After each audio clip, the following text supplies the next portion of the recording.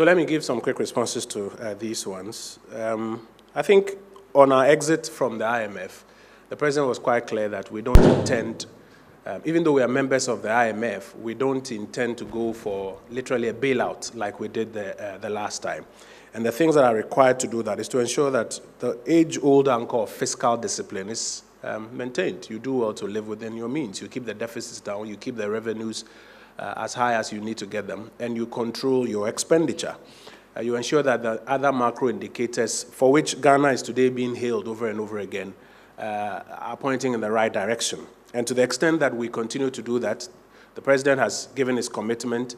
He's even asked the Finance Ministry to head to Parliament to get laws around some of those commitments, which have been passed, and you've reported on them over and over again.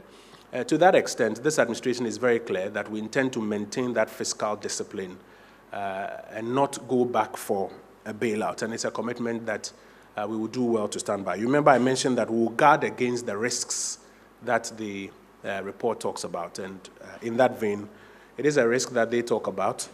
And I think the idea is that if we do not uphold these principles and we slip, the next thing you will need will be a bailout. But it is something that this administration is committed to, even enacting legislation to that effect. So we don't foresee it.